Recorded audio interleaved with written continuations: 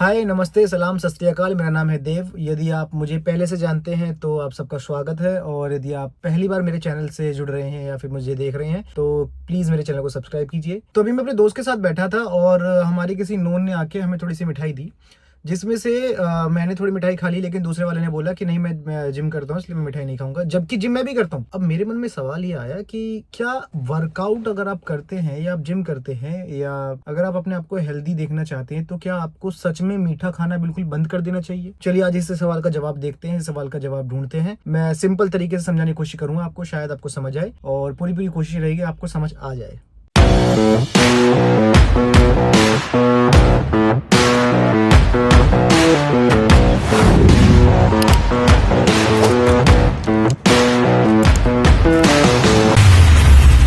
अगर मैं सरल या सिंपल जवाब दूं तो उसका जवाब ये है कि नहीं, आपको मीठा खाना बिल्कुल बंद नहीं करना चाहिए। मतलब आप कंट्रोल कर सकते हैं, लेकिन मीठे को पूरी तरह से बंद करना एक अच्छा ऑप्शन नहीं होगा। ये अपने मन को मारने का एक तरीका है और एक अच्छा ऑप्शन नहीं होगा। इससे सिर्फ दो ही चीजें हो सकती हैं। एक तो आप किसी चीज का स्वाद नहीं ले पाएंगे और अपने मन को मार रहे हैं। दूसरा, आप अपने आप को एक टॉर्चर कर रहे हैं मेरे ख्याल से। ठीक है, अब मैं आपको बताता हूँ क्यों, थोड़ा समझाता हूँ। देखिए, मीठा खुद में एक विलन नहीं है या फिर वो आपके लिए एक दुश्मन के जैसा काम नहीं करता है जब तक आप उसे दुश्मन की तरह अपने लिए ट्रीट ना करें।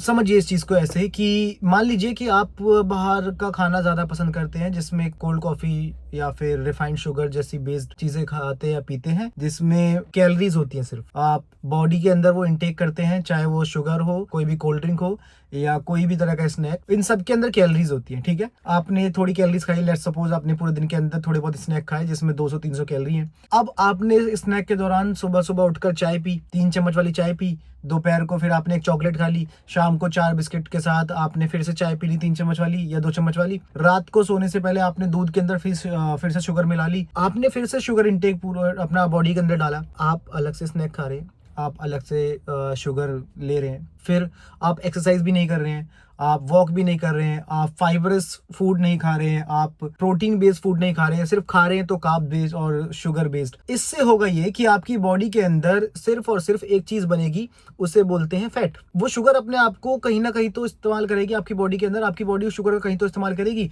जहां तक इस्तेमाल कर पाती है आपकी बॉडी, वहां तक वो उसको इस्तेमाल कर लेती है, लेकिन जहां वो इस्तेमाल नहीं कर पाती, वो आपकी बॉडी में उसे एज अ फैट स्टोर कर देती है। तो जवाब ये है कि आपको क्वांटिटी और क्वालिटी दोनों देखनी है। आपको क्वालिटी ओवर क्वांटिटी चूज करनी है। आप शुगर लें, लेकिन उसकी क्वांटिटी जो यहाँ पर है उसकी क्वांटिटी यहाँ ना होकर आप यदि उसे यहाँ ले आए, वो ज्यादा बेहतर होगा। नाउ यदि आप शुगर वर्कआउट के थोड़ा सा देर बाद लेते हैं एज अ पोस्ट वर्कआउट, तो वो आपके लिए ज्यादा बेनिफिशियल होगा।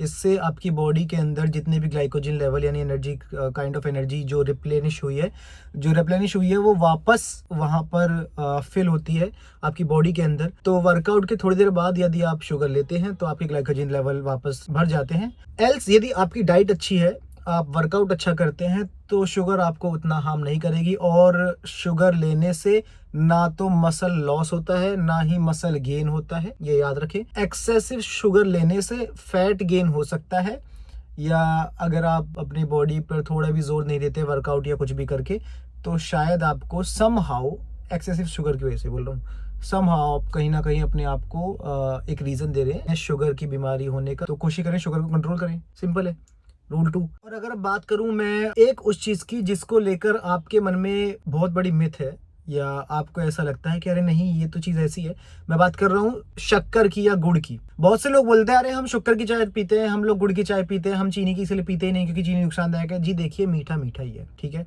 अगर आप मीठा किसी भी सोर्स से लेते हैं, चाहे वो कोई फल हो, चाहे वो शक्कर हो, या कोई गुड़ हो, या कोई भी बड़े बूढ़े ने आपको किसी ने कुछ बताया है, वो एक हद तक सच है, ठीक है, मानता हूं। लेकिन हर एक चीज के अंदर कैलोरी होती है। 2 + 2 = 4 होता है। तो आज आपने 4 कैलोरी खाई मान के चले, तो अगर 2 + 2 में -1 कर देंगे तो भी 3 कैलोरीज आपकी बॉडी के अंदर गई हैं। तो आपको करना क्या है? वापस कंट्रोल करना है। मेरा दोस्त कंट्रोल करने के बजाय अपने आप को मार रहा था। हो सकता था कि उसका थोड़ा सा एक चंक लेकर उसके मुंह में डाल ले, अपने मुंह में डाल ले, और उसके बाद उसे उसका टेस्ट भी आ जाए और उसका मन भी ना मरे। लेकिन उसने चूज किया कि वो बिल्कुल ही नहीं खाएगा। ये सबकी इंडिविजुअल चॉइस हो सकती है, लेकिन मैं यहाँ बताने की कोशिश ये कर रहा हूँ कि अपने आप को कंट्रोल किया जाए बस।